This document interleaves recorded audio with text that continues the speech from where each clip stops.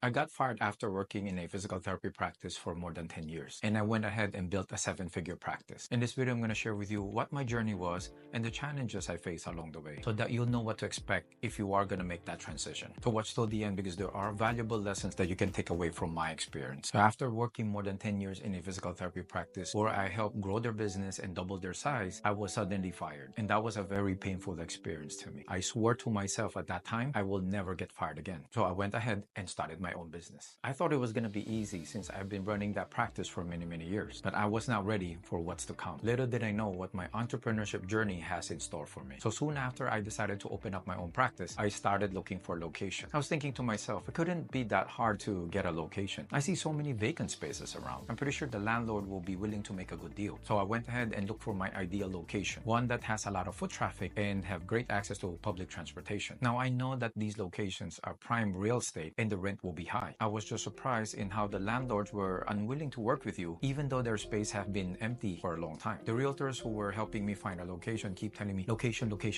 That's the most important thing. But here's the fact. Those locations are very expensive and my budget is very limited. So I went ahead and looked for a location that is not as expensive, but I have to give up something. And when I found the location that has the size that I want and the rent that I can afford, I have to give up something. That office space is in an area where it has good access to public transportation, but it does not have a lot of foot traffic. I decided to take the chance on that space, and that space is where we are at up to this day. I went ahead and did the paperwork for the office space, the paperwork for the business, and the paperwork for the insurance companies. After the landlord set up the office space to the specifications that I want, with the help of some family members, I set up the clinic. I assembled the furnitures, I set up the computers, and the physical therapy equipment. I had to do them mostly myself because I couldn't afford to hire people to do them for me. After everything was set up, I had a small blessing for the clinic before we open up to the public. And right from day one, I hustled. I contacted everybody I knew in the community trying to get people in. I placed an ad in the church that I go to because aside from marketing, I believe in supporting my parish. But that was the only ad that I published because the ads are very expensive. I had the website set up, SEO done so that we can appear in Google when people search. Back then, they didn't have a lot of social media yet. And aside from that, I consistently went out and meet with doctors or other people who have access to the patients that I can bring in. If you're finding value so far, support me by subscribing to my channel. I visited gyms, nursing homes, senior centers, among others. I split my time between seeing patients, doing marketing work, doing admin work, and cleaning up the place. Little by little, we started seeing more patients and the clinic grew. And that's when I started hiring more people. But as the clinic grew, I started getting overwhelmed and facing problems that I have not faced before. And I didn't have anybody to turn to. And that's when I hired a coach. Hiring a coach was the best decision I have made for my business and for myself. Having someone who was ahead of me,